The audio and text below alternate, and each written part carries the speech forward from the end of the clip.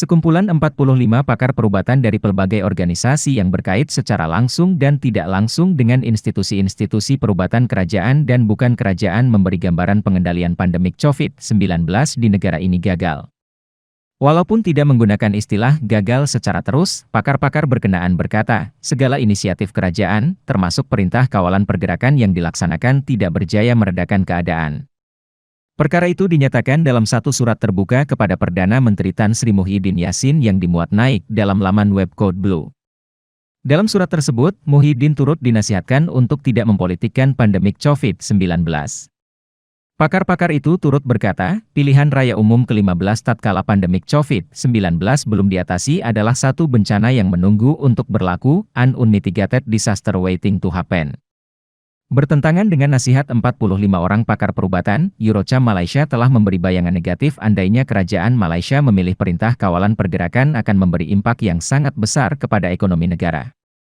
Dewan Perniagaan dan Industri Kesatuan Eropa, EU, Malaysia, Eurocam Malaysia, memberi amaran sekatan pergerakan kedua yang sama seperti dilaksanakan pada Mac dan April tahun lalu mungkin menyebabkan ekonomi Malaysia tumbang karena banyak perniagaan akan ditutup.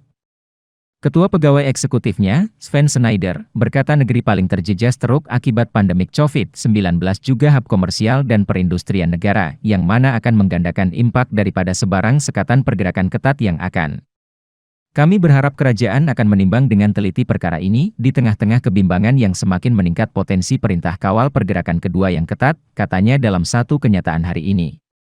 Schneider berkata, walaupun Eurocam Malaysia menyokong keputusan kerajaan menangani ancaman COVID-19 kepada kesehatan awam dengan menggunakan strategi yang terbukti berjaya, ia tidak memilih sekatan pergerakan penuh yang ketat, yang mungkin tidak dapat mengimbangi keperluan pemulihan ekonomi Malaysia. Katanya, ketika ini perniagaan dalam proses penyusunan semula dan baru saja pulih daripada impak sekatan pergerakan pertama disebabkan penularan pandemik itu. Antara banyak cabaran dihadapi kebanyakan perniagaan ketika sekatan pergerakan sepenuhnya adalah pengurangan hasil dan kerugian keuangan, cabaran logistik dan gangguan rantaian bekalan serta pemberhentian pekerja, katanya. Beliau berkata, meskipun kerugian yang dialami, banyak perniagaan dan terutamanya komuniti perniagaan Eropa belajar untuk bukan saja mematuhi prosedur operasi standar, SOP, ditetapkan kerajaan tetapi melaksanakan langkah dalaman lebih ketat dalam pejabat atau tapak pembuatan bagi melindungi kesehatan dan keselamatan pekerja. Schneider berkata, susulan kemajuan positif ini, Eurocam Malaysia merasakan perintah kawalan pergerakan bersyarat lebih bersasar dengan peningkatan SOP menumpukan kepada langkah lebih ketat ke atas perjalanan dan aktivitas sosial adalah lebih sesuai, karena ia akan membolehkan perniagaan terus dibina semula dan merangsang ekonomi.